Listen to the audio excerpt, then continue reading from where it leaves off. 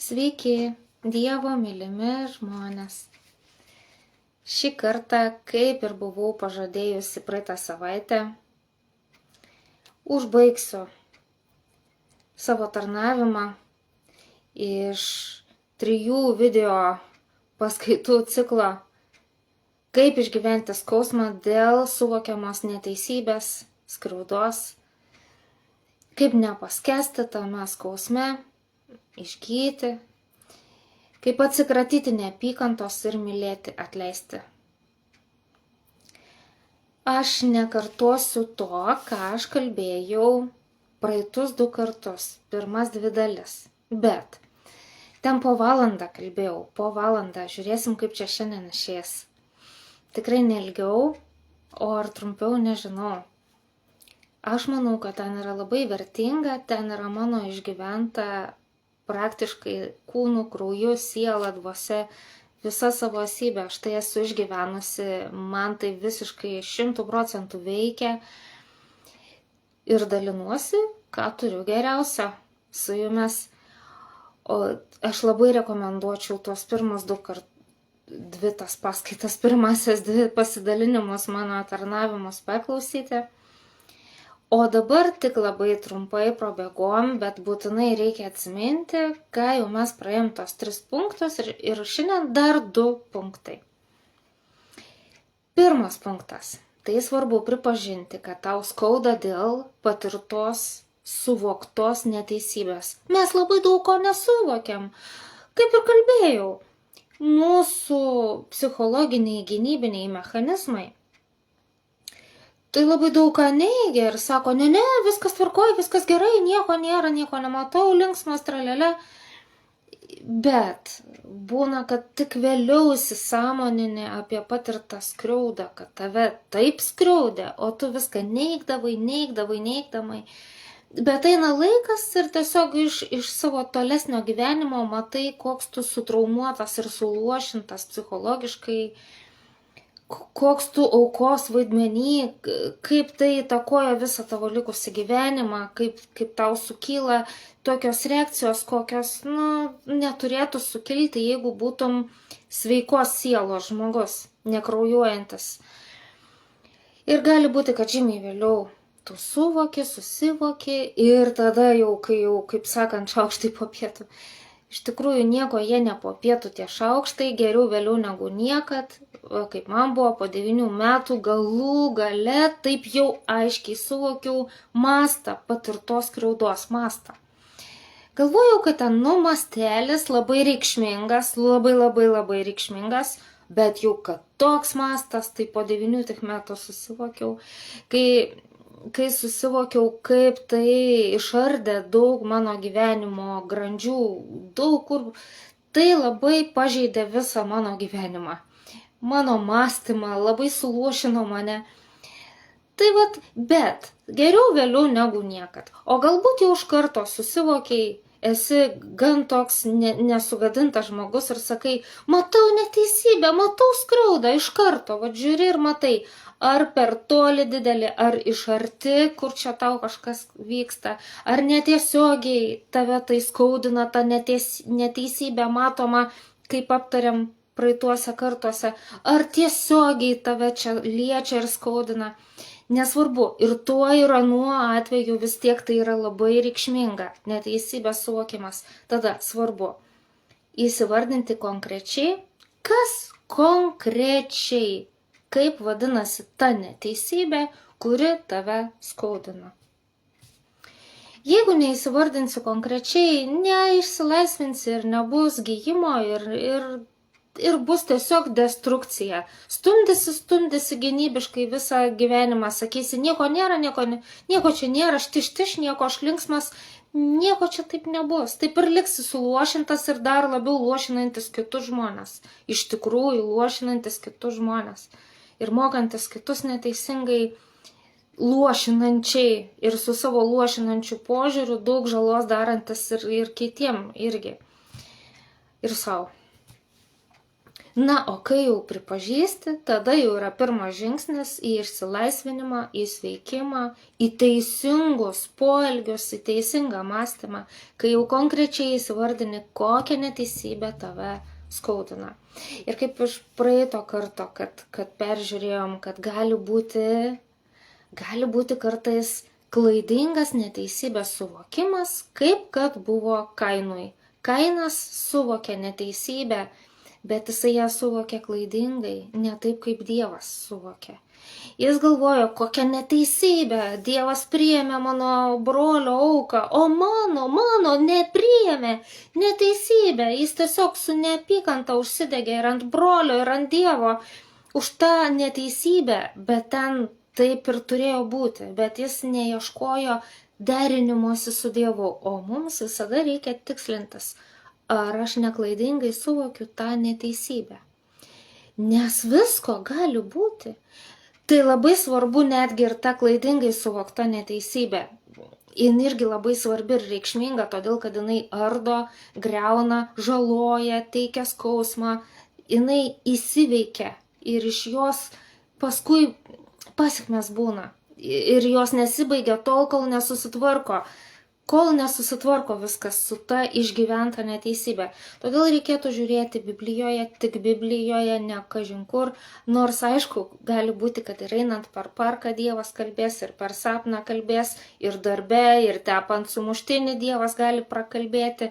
Žinoma, kad taip, bet taip sąmoningai, protingai, žiūrint į Dievo požiūrį, tai ne kažkur, o šventajame rašte Biblijoje pats Jėzus Kristus visada cituodavo iš Biblijos, aiškindavo iš Biblijos, seniau tai raštai vadinosi, pats iš ten mokėsi ir rėmėsi raštais. Čia ne valstiečių laikraščiais remtis, o būtent raštais, šventuoju raštu Biblija, kad suprasti, o kaip Dievas mato tokius dalykus. Ir kaip jau užpratam kartą, kad kalbėjomės, aš ten pateikiau daug rašto vietų, konkrečių, kur aš pati savo turiu prisirašiusi didelį sąsiuvinį ir nuolat pasižiūriu, kad suprasti, kokie dalykai Dievą piktina, kas jam yra bjauru, šlykštu, kam Dievas priešinasi ir nepritarė, kas pačiam Dievui teikia tokią kančią, kokios neteisybės ir nedorybės. Ir jeigu aš atrandu, kad ir Dievui tokie dalykai, tai tada dar pasižiūrėti, o kaip Dievas kaip jis elgėsi tokiu atveju, kai ten susidūrė, kad ten tie žmonės taip ir taip, gerai, kaip Dievas dar pasakė, ką Dievas dar pasakė, kaip Dievas dar pasielgė, kad taip sustikslint kuo labiau, ar aš su Dievu, taip, vienodai mes suvokiam tą neteisybę. Aišku, Dievas yra žymiai tobulesnis, jisai giliau viską mato, jis iš visų pusių mato, jis kiaurai mato, mes tai ne. Bet yra tokie dalykai, kaip pavyzdžiui, kai stipresnis skriaudžia silpnesnį. Tai čia baisu, Dievas baisisi tokią neteisybę, nedorybę. Ir jeigu tu baisiesi ir bjauriesi, kai stipresnis, galingesnis atėjo ir skriaudžia silpnesnį su pasiteisinimais, kad pats kaltas ir traiško tą silpnesnį, nesvarbu kokie ten jo pasteisinimai, visai nesvarbu, Dievas baisisi tokią nedorybę, tokią neteisybę. Ir jeigu tu kartu su Dievu baisiesi ir bjauriesi tą neteisybę, tau iškart palengvėja. Tu žinai, kad tu Dievo pusėje, taip kaip Dievas, kad baisisi tą neteisybę ir tu irgi. Aš pasakiau tik vieną pavyzdį, bet iš Biblijos galima daug atrasti. O jeigu būna, kad vis tiek dar neaišku, nieko čia tokio, svarbu, kad tu jau neaišku tau tiksliai iki galo, ar tikrai Dievas taip mato. Nieko čia tokio, galima tai palikti, neapsimetinėti, neprimetinėti Dievui savo asmeninės nuomonės, bet tas dalykas, kad tu jau įsivardinai, kad tu kreipiesi Dievą ir sakai Dieve, aš matau, kad čia neteisybė, aš taip suprantu. Jeigu aš suprantu neteisingai, Dieve, parodyk, paaiškink. Ir tu toliau gilinėsi į Bibliją, ieškai, bet jau tu įsivardinęs, kad tu čia patiri skausmą dėl konkrečios skriaudos ir neteisybės. Ir tai jau yra labai gerai, nes tu judi į priekį, o ypač jeigu jau atrandi, kad su Dievu vienoj pusėj. Jeigu atrandi, kad su Dievu ne vienoj pusėj, tai irgi palengvėja, nes tu pamatai Dievo požiūrį ir tai tave taip irgi išlaisvina. Taip išlaisvina. Tau irgi tokia atgaiva. Tu tai suvokiai kaip neteisybė. Kaip būtų Kainas, kad pavyzdžiui gilinęsis ir suvokęs, pasirodo, aš neteisingą auką atnešiau Dievui. Neteisingą. Pasirodo, kraujo reikėjo nekalto kraujo. Aš atnešiau ten daržovės. Ir jam palengvėtų, jeigu jis nuolankia širdim būtų gilinęsis, kodėl mano aukos Dievas nepriėmė. Ir jisai gautų išlaisvinimą, būtų gavęs Kainas išlaisvinimą. Ai, va dėl ko, ir čia nėra jokios neteisybės. Dieve, atsiprašau, kad aš galvojau, kad čia neteisybė. Ir Kainas būtų išsilaisvinęs. Bet jisai užlinko už savo neteisybės suvokimo ir liko taip. Liko. Ir Dievas neįtikinėjo Kaino. Dievas labai, labai mandagus. Jis nelys tau įtikinėti, jeigu tu nenori. Jeigu nenori pažinti Dievo ir Dievo požiūris tau neįdomus, Dievas nekiš tau savo požiūrio. Nekiš, tu tiesiog užsidaręs, tai niekur negausi iš Dievo. Jis per jėgą negrūs. Ir Kainui negrūdo, tik pasakė budėk, žiūrėk, gero nedarai, tai nuodėmė tiko prie durų. Ir vat mums, jeigu tik mes nuoširdžiai norim, tada jau galim tikslintis, derintis, žiūrėti ar su Dievu vienoj pusėj. Jeigu taip, kaip palengvėja, jeigu ne taip, atrandi, kad ne taip irgi labai palengvėja, nes gali tada teisingai suvokti ir irgi tas skausmas tirpsta. Bereikalingas, kokio visai nereikia to skausmo, jis tirpsta ir tada labai greitai išsilaisvini. Bet trečias punktas, tai kaip praeitą sykį aptariam, budėti ir žiūrėti, nežengti žingsniuko, tokio mini žingsniuko į priekį, į užsikrėtimo nuodėmę nežengti. Dievas Kainui pasakė budėti.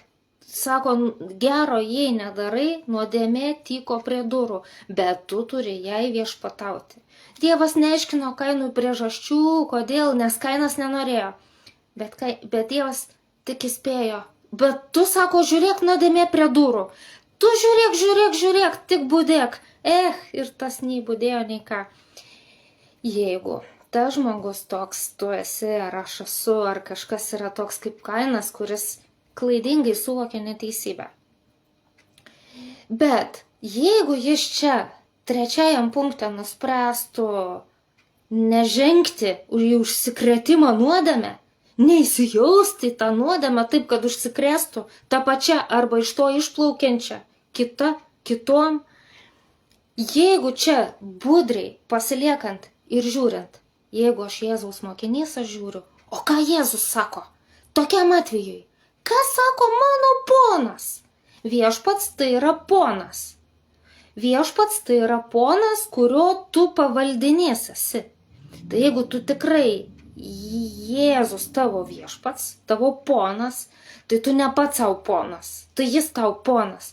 Ir tu iškart žiūri, o ką sako mano ponas, mano viešpats, Jėzus, ką sako? Kaip jis moko tokiais atvejais, ką daryti? Ir žiūri į Bibliją, ne kažin ką. Žiūri, kur Jėzus ką pamokė. Kaip Jėzus mokė, Evangelijose daug jo pamokymų. Taip pat apaštalų darbuose, taip pat apreiškimo knygoje ir ten visam Naujajam testamente Jėzaus mokymo analizavimas. Ir žiūri, ką pamokė Jėzus. Ir tada būtent taip. Jeigu labai sutrauktai, tai Jėzaus Kristaus mokymas visų pirmiausia yra apie atleidimą. Visų pirmiausia.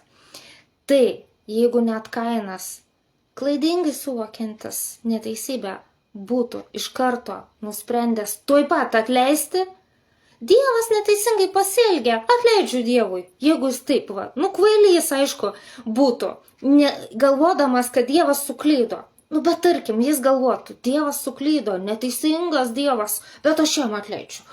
Atleidžiu. Ir tam savo broliui atleidžiu. atleidžiu. Kainas nebūtų užsikrėtęs nuodėme. Jis būtų galvojęs, aš atleidžiau kaltę, aš atleidau kaltę savo broliui, Dievui kaltę atleidau. Žioplas, bet jis būtų neužsikrėtęs nuodėme. Jis nebūtų pridaręs tokių blogų dalykų, nebūtų Abelio savo brolio nužudęs. Nebūtų. Jis nebūtų įsitraukęs prakeikimo ant savęs, kaip atsitiko. Netgi jeigu tu ar klaidingai suvoki neteisybę kažkokią, ar teisingai suvoki, tai vis tiek trečias žingsnis yra atleisti, apsispręsti. Apsispręsti. Jėzaus mokymas yra atleisti bet kuriuo atveju, visiškai bet kuriuo. Ar tavęs atsiprašė, ar neatsiprašė, ar ką. Jeigu neatsiprašė nuoširdžiai, su apsisprendimu taip tau nebedaryti, nebeskriausti tavęs, tai čia tik yra tikra atgaila, tikras pripažinimas, tikras atsiprašymas. Ne juokais, ne pokštas, bet toks iš tikrųjų. Tai tada susitaikyt galima. Bet priešingo atveju, jeigu neatsiprašo, nepripažįsta, lieka, tai susitaikyt nėra kaip, bet tu vis tiek atleidi, laimini, meldės už tą žmogų, gerą jam esi nusiteikęs daryti ir prie progos padarysi. Va, tai čia ir viskas, ir tu neužsikrėti nuodėme, ir Dievui garbė. Ir žiūri, ką dar Jėzus moko daryti, ką dar Jėzus moko. Dar Jėzaus mokymas yra apie gailestingumą, pasigailėjimą, apie aukojimąsi, taip sutrauktai.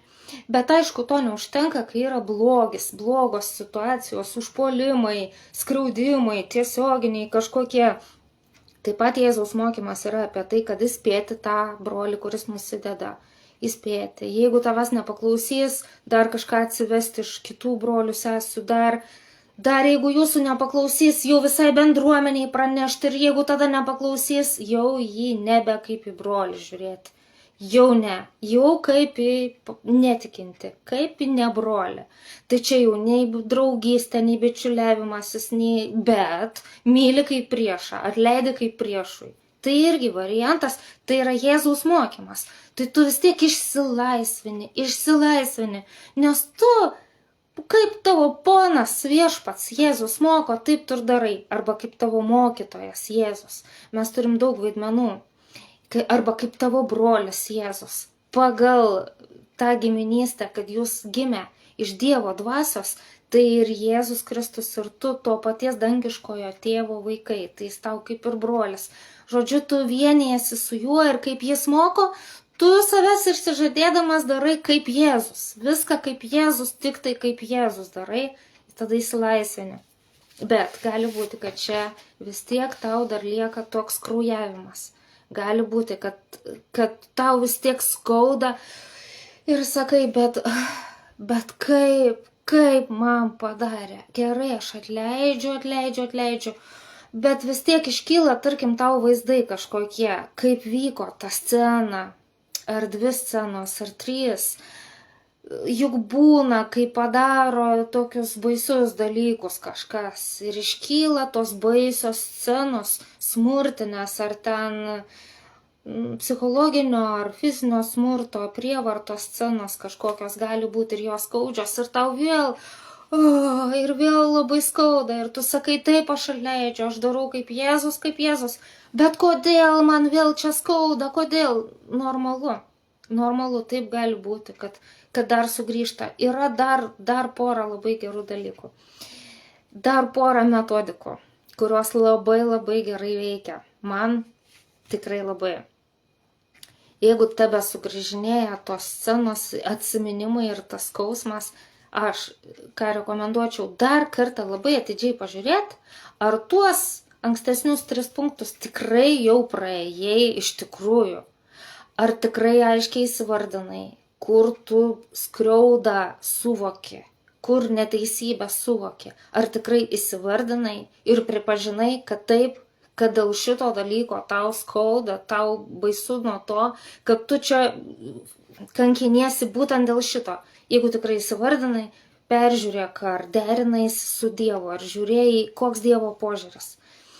Ar supranti, kad ir Dievas tokiais dalykais baisisi irgi taip pat, kad ir Dievui skauda dėl tokių dalykų, Ar išsiaiškinai tą dalyką ir toliau trečias, ar tu tikrai, kaip Jėzus tada jau elgiesi, kaip Jėzus moko, ar tikrai atleidai, ar tikrai įspėjai, ar tikrai ten, vat kaip iš Jėzaus mokymo yra dar pavyzdžiui, kai persekioja vienoj vietoj, bėgti kitą vietą, gal nepabėgai, tai gal tu likai, kur toliau tave skaudžia, tai gal tu nepabėgai pagal Jėzaus mokymą. Ne, man neleido kažkokie krikščionys, kažkokie nesupratingi, žiaurūs, buki krikščionys, akli ir kurti. Tau pasakė nebėgti, Jėzus mokė bėgti nuo smurto. Persekioja čia, bėk kitur. Jis pats taip darydavo. Tai gal nepabėgai nuo smurtautojo? Nu, tai tada žiūrėk, susitvarkyk, ką dar Jėzus moko, kaip dar moko, be atleidimo, be pabėgimo, gal nemėtyti perlų kiauliams, gal tiesiog nutraukti visus ryšius, nebeaiškinti, nebemokyti, nebesistengti įrodinėti kažkam kažko, kas visai to nenori, atsisukęs tik sutripia ir tave sudrasky dar nori. Gal taip, ko dar pamoko Jėzus, jeigu jau tą pažiūrėjai, viską vykdai, tai tada ketvirtas. Nukreipti savo dėmesį į patį reikšmingiausią nutikimą, kuris yra ribinis. Esmė, tavo gyvenime pats svarbiausias nutikimas tai, kuris dar neįvyko. Kai tavo siela atsiskirs nuo kūno ir tu išeisi atsistoti prieš Dievą, kaip tai bus. Kaip ten bus visas tavo gyvenimo filmas, kaip ant delno. Kaip ten bus žiūrima, ar yra ant tavo nusikaltimų avinėlio Jėzaus Kristaus kraujas, ar tu tikėjai, ar priėmei, kad jis tavo nuodėmes nuplauna, ar tu atėjai atleidęs savo skriaudikams, kur tu pamatysi tą nuostabę šviesą, tą meilę begalinę, susidursi su ja, kai tavo kūnas tavęs jau nei kiek neberibos, kai nebeliks neatsakytų klausimų, nes viskas bus aišku. Labai padeda pasiklausimas, pavyzdžiui, YouTube'e tų liudijimų žmonių, kurie patyrė klinikinę mirtį.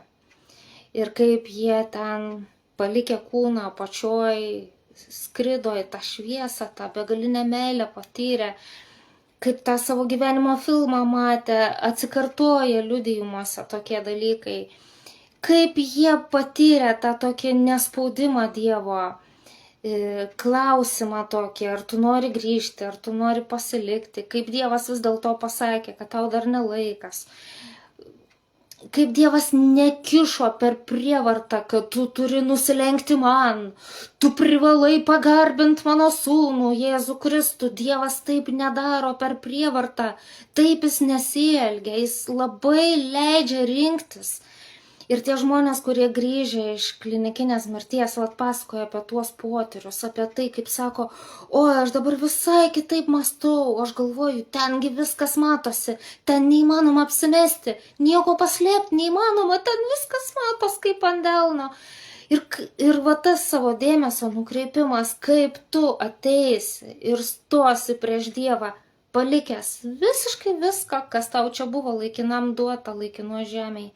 Tu nieko nebeturėsi, nieko, nei vieno daiktelio, nei vieno diplomo, nieko, visiškai nieko, jokių pareigų, jokių vaidmenų, nei savo vaikų, nei tėvų, nei nieko, vienas pats nuogas išėjęs ten, netgi be šukuosenos, netgi be manikiūro, be nieko, be kūno, visiškai išėjęs ten ir tavo gyvenimo filmas bus ten. Vat nusikreipimas į tą dalyką labai sumenkina žymiai menkesnius dalykus prieš tą tavo svarbiausią įvykį, kuris dar laukia. Nublanksta visi džiaugsmai, skausmai, turtai, nepritekliai, absoliučiai viskas nublanksta prieš va šitą. Tikrai labai. Ir kai skausmas grįžinėja, nusikreipant, kaip bus, kai tu ateisi va ten, kai tavo siela paliks kūną, dvasia tavo. ir pakils ten į susitikimą va akis į akį su viešpačiu, kaip tai bus. Ir peržiūrėjimas būtent Biblijos. Neužtenka vien tų klinikiniai mirti, kas buvo liudijimų pasiklausyti. Todėl, kad ten yra taip, kad daug kas iš jų dar buvo nekrikščionis. Dievas jų nevertė ir neprievartavo ir paleido juos atgal į žemę dar toliau gyventi ir jie sako, ai, tai viskas gerai, jokių pragarų nėra, pasirodo, palauk. Tau tiesiog negazdino Dievas, todėl, kad jo yra tokia strategija, jis tavęs negazdina. Bet tu grįžęs vėl, Dievas suorganizuoja, kad tu girdi Evangeliją, tu gali rinktis, atstumti ar priimti. Ten tie patyrimai tai dar ne viskas. O kai žiūrim į šventą raštą, matom Dievo mums duotą tiesą žymiai daugiau ir tuos visokius patyrimus visada patikrinti su šventuoju raštu reikia. Tai vat, kaip pavyzdžiui, kas gali padėti tau nusikreipti į tą svarbiausią tavo gyvenimo įvykį, prieš kurį viskas nublanksta. Jono 17, nuo 2-3 eilutės, čia Jono Evangelija. Ten parašyta, kad Jėzus Kristus teikia amžiną gyvenimą, jis, niekas kitas. Ir parašyta, o amžinasis gyvenimas, tai pažinti tave, vienintelį tikrąjį Dievą ir tavo siųstąjį Jėzų, Mesiją. Tai Kristų. Amžinasis gyvenimas tai pažinti tave, vienintelį tikrąjį Dievą, susilieti su juo, su tėvu, pažinti, kaip Adomas pažino Ievą ir gavus vaikelis gimė iš to susiliejimo, iš tokio pažinimo. Tai tas Dievo pažinimas, tai čia ne taip, kad tik Bibliją skaitai ir pažįsti Dievą, ai, čia mažas šešėlis to, kas bus. Tas pažinimas, susiliejimas su Dievu, kaip Adomas su Ieva susiliejo ir vaikelis. Čia yra toks intimus susiliejimas. Tai ir yra amžinasis gyvenimas. Susilieti su tuo vieninteliu tikruoju Dievu ir Jėzumi Mesiju. Čia visoks tas pažinimėlis toks, jau čia mizernas, mes ką turim čia tokio, bet laukia tas dalykas, jeigu tu priemi Jėzų. 1 Jono 5:20 mes žinome, kad Dievo sūnus atėjo ir suteikė mums supratimo, kitas vertimas nuovokos, kad pažintume tikrąjį. Jėzus atėjo mums paaiškinti, kad mes pažintumėm tikrąjį. Ir mes esame tikrajame, jo sūnuje Jėzuje Kristuje. Šitas yra tikrasis Dievas. Šitas Jėzus, jis yra tikrasis Dievas ir amžinasis gyvenimas. Tai jeigu tu turi Jėzų, tu tikrai turi tikrąjį Dievą ir amžinąjį gyvenimą. Ir kaip tu tada ateisi ten, ką jis tau pasakys, kaip tai bus, va tą, kaip tai vyks, dar va tokias vietas peržiūrėt, kaip pavyzdžiui, 1 Tesalonikiečiam 4:15. Pradedant, mes gyvieji, išlikusieji iki viešpaties atėjimo, kurie liksim, mes nežinom, ar mes liksim, bet tarkim, liksim dar nenumirę iki viešpaties atėjimo. Nepralenksime užmigusiųjų, nes pats viešpats nužengs iš dangaus, nuskambėjus paliepimui, arkangelo balsui ir Dievo trimitui. Ir mirusieji Kristuje prisikels pirmiausia. Vat susikoncentravimas į tai, į tą ribinį dalyką, už kurį svarbesnio nėra nieko. Nei tavo nuoskauda, nei tavo džiaugsmas, nei tavo daiktelis kažkoks, niekas, nei darbas tavo, nei jokie santykiai su jokiais žmonėm, niekas nėra svarbiau už šitą dalyką, kuris laukia. Mirusieji Kristuje prisikels pirmiausia, paskui mes gyvieji, išlikusieji, kartu su jais būsime pagauti į debesis, susitikti su viešpačiu ore ir taip visuomet pasiliksime su juo, su viešpačiu. Todėl guoskite vieni kitus šiais žodžiais, tai tikrai labai guodžia, tai tikrai taip nukelia į tą susitikimą. Tai tikrai taip nublanksta visi skausmai, tame yra didžiulė paguoda. Jono 11:25 Jėzus pasakė, aš esu prisikėlimas ir gyvenimas.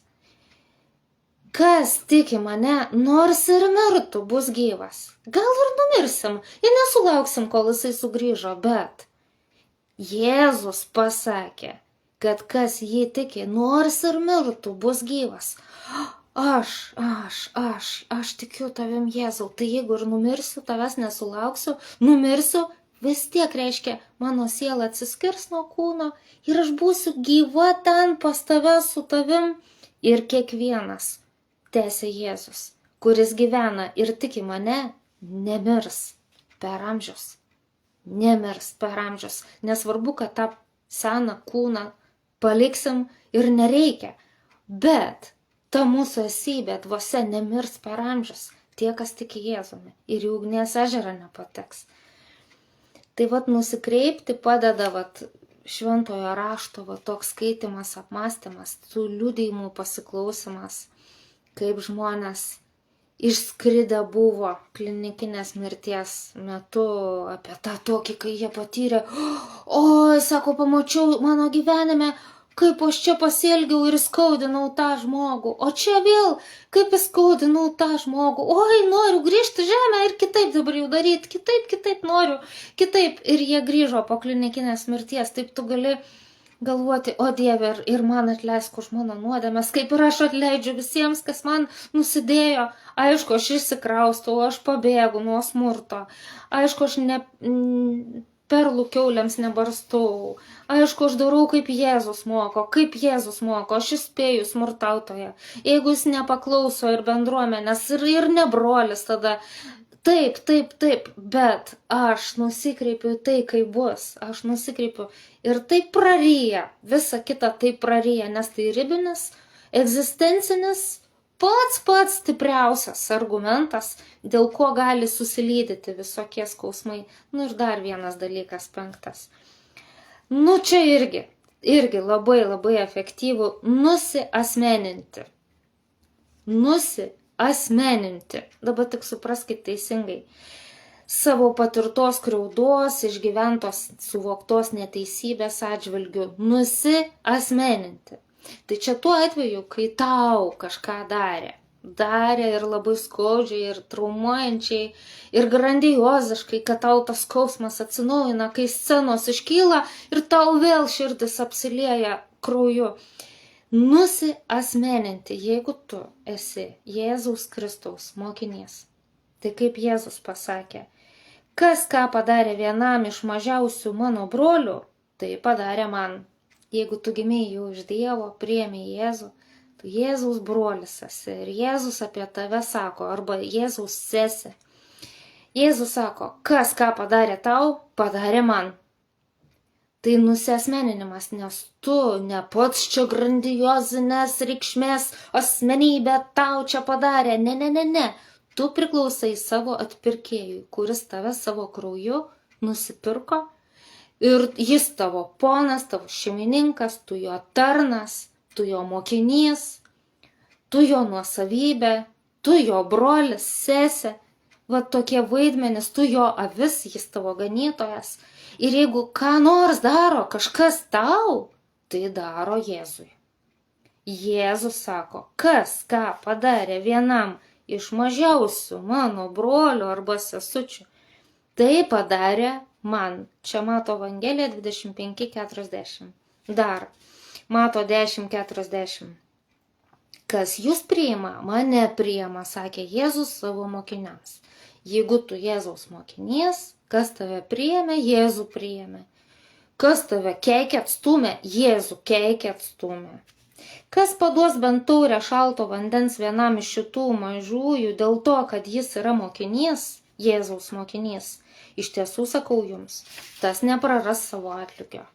O kas nepaduos, o kas paliks nelaimėje, tu įsiskaudinai, kad tave paliko nelaimėje, bėdoje ir dar apšmeižė apkaltino. Jėzui tai padarė. Supranti, tu Jėzaus pasiuntinys šio žemėje, Jėzaus tarnas, Jėzaus avis, Jėzaus brolis, sesė. Tai ką padarė tau, padarė Jėzui. Tikrai, Jėzui tai padarė. Tai jeigu ką, tu nusiasmenini. O Jėzus dar netiek iškentėjo. Jis kančios nebijo. Jisai skausmo nebijo. Jėzus dar netiek pakėlė patyčių, paniekinimo, išsityčiojimo, išsikankinimo. Jis dar netiek patyręs, jis tos skriaudos iš tikrųjų nebijo. Tu kaip jo tarnas patiri tą skriaudą, bet nusiasmenink. Tai daro tavo viešpačiui Jėzui. Taip yra.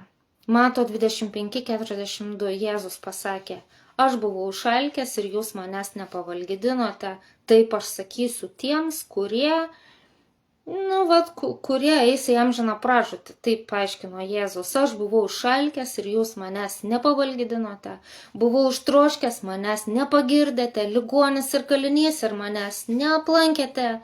Kaip čia buvo? Iš tiesų sakau jums, kiek kartų taip nepadarėte vienam šitų mažiausių, mano brolių, tai man nepadarėte, sako Jėzus. Taip, kad jeigu tu buvai nuskriaustas, nepagostas, atstumtas, nepamaitintas, nepagirdytas, neaplankytas, apleistas, apvadintas, Jėzus buvo šitaip nuskriaustas. Jėzus.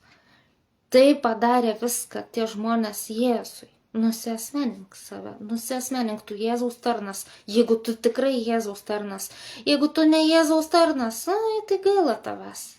Ką tu nieko neturi, jokių įrankių tada, tų gyvenimą teikiančių. Labai gaila. Ką darysi, tai Dievas neprievartauja, bet tu, tada prisiemi savo asmeniškai, pats jau kaip koks toks jau. Kaip nori, bet jeigu tu tik Jėzus tarnas, Jėzaus nuosavybė, Jėzuje Kristuje, saugiai pasislėpęs jame, juk kaip yra jame, tai nesimato tavęs, Jėzus matosi, o tu Jėzuje, tavęs neturi matytis, tu Jėzuje. Kas tau ką nori daryti, Jėzui daro, dar tau nori daryti. Jėzui viską daro Jėzui, jeigu tu jame, iš tikrųjų, jeigu tu kaip Jėzaus tarnas, nusiasmenink, nebebūk taip, kad čia aš, būk Jėzuje. Ką daro tau, daro Jėzui, iš tikrųjų taip yra, iš tikrųjų, Jėzus neapsimetėlis. Ir tas atvejas apaštalų darbuose 9 skyriui, kai Saulius, paskui Paulius apaštalas, o tada dar Saulius pagrinde vadinamas, tai buvo, persekiojo krikščionis, atiduodavo juos kankinimams. Tai persekiojo Jėzaus Kristaus brolius ir seseris. Taip, Jėzaus tarnus, Jėzaus mokinius. Pats to net nesuvokdamas ir visą, ką jis darė, tiems darė Jėzui. Ir kai pakeliu į Damaską Jėzus jį sustabdė, tai jis klausė, kas tu esi, viešpate? Kas tu? Ir viešpats atsakė, aš esu Jėzus, kurį tu persekioji. Persekioji krikščionis, Jėzaus mokinius. Tai Jėzų persekioji. Bet Jėzus nuo to nepuola į depresiją gilę. Jėzus dėl to ne prie savižudybės lenkščio. Ne. Jis dar netiek iškentėjo. Jis nebijo tos kančios. Jis padės tau išsilaisvinti. Ir visa ta viltis, kuri tavęs laukia, kur yra Biblijoje sakoma, kad guoskite vieni kitus ir save šitais žodžiais, tai tikrai padės tau išsilaisvinti iš to skausmo, kurį sukėlė neteisybės suvokimas, išgyvenimas. Nereiškia, kad to skausmo absoliučiai visai neliks. Yra skausmingi dalykai. Man ir dabar skauda, kad vėl sugrįžtu į pirmąjį tą. Man skauda dėl to, kad kaltinami užpultieji. Kaltinami ir verčiami jie būti iniciatoriais taikos. Vietoj to, kad tramdytų užpuoliką ir kaltintų užpuoliką, kaltina ir tramdo auką, traiško mūsų užpultuosius. Bara užpultuosius, kad jie savo norų neatsigula ir nekapituliuoja. Bara atseit krikščionis, atseit. Vietoj to, kad kaltintų užpuolikus, kurie irgi apsimeta krikščionimis ir demaskuotų ir sakytų, jūs pasielgėt kaip velnias, jūs turite atsiprašyti tų, kam jūs juos užpuolėt, jeigu jūs taip sakotės, kad jūs krikščionis, tai jūs atgailaukit pirmiausia, jūs atsiprašykit, atsitraukit, atiduokit viską, ką pasiglemžėt. Tai taip turėtų būti. Ir vietoj to, nežinau, apakė krikščionis, kaltina auką, kam neatsigula ir nesako, gerai kapituliuoju. Man skauda, bet tai ne tiek, kad čia jau kažkaip kraujuoti. Ne, taip nėra. Ačiū Dievui. Ir galbūt, žinodamas, kad Jėzus dar netokius dalykus ištvėrė, tu nusiasmeninęs esi kaip jo pasiuntinys čia ir nepriskaldysi malkų ir aš nepriskaldysiu malkų. Jeigu nuolat galvosiu, o ką mano ponas, o ką mano viešpats, ką man sako mano ponas, Jėzus Kristus, ką sako mano mokytojas, kaip jis dabar čia nori daryti, aš čia ne prie ko. Aš esu tik jo pasiuntinys. Aš tik jo vardu čia esu žemėje dabar, nieko nedarysiu nuo savęs. Jeigu va šitaip pastoviai pasiliksim, tai ir mes patirsim tą išsilaisvinimą iš bereikalingų skausmų ir išmintingai elgsimės, išvengsim bereikalingų kančių. O kurias turėsim kančias, tas pakelsim viešpaties savo vardu, kaip jo tarnai, kaip jo mokiniai. Pasiguosdami tuo, kas laukia mūsų, tas susiliejimas su juo visam laikui. Ir galbūt tada mes galim kaip Steponas, Jėzaus Kristaus mokinys, vienas iš pirmųjų, apie kurį rašoma apaštalų darbuose 7 skyriui. Čia 60 eilutėje yra nurodyti paskutiniai Stepono gyvenime žodžiai, po kurių jis numirė, užmuštas. Jį užmušė už tai, kad jisai skelbė Kristų. Ne kaip piktadarį užmušė. Užmušė su akmenimis, bet prieš numirdamas jis šaukė viešpate, neįskaityk jiems šitos nuodėmės. Tu šitaip gali, aš šitaip galiu, mes šitaip galim kaip Steponas. Čia yra pagal Jėzaus mokymą. Viešpate, neatkeršyk jiems. Už tai, ką padarė man, vienam iš mažiausių brolių, ką padarė viešpate, atkeršyk, jokių būdų ne. Tu kaip velnias tada. Tu kaip velnias. O kaip Jėzus, jeigu nori, kaip Jėzus, tai va, atleisti, būti gailestingam, mirti savo. Ir tada bus kaip Steponas, viešpate, neįskaityk jiems šitos nuodėmės. Aš nenoriu, kad jie būtų nubausti. Nenoriu. Neįskaityk viešpate. Aš atleidžiu ir prašau, tu jiems irgi. Neįskaityk, kad jie čia taip padarė. Ir jis numirė po štai ištaręs, Steponas mirė. Ir mes taip galim.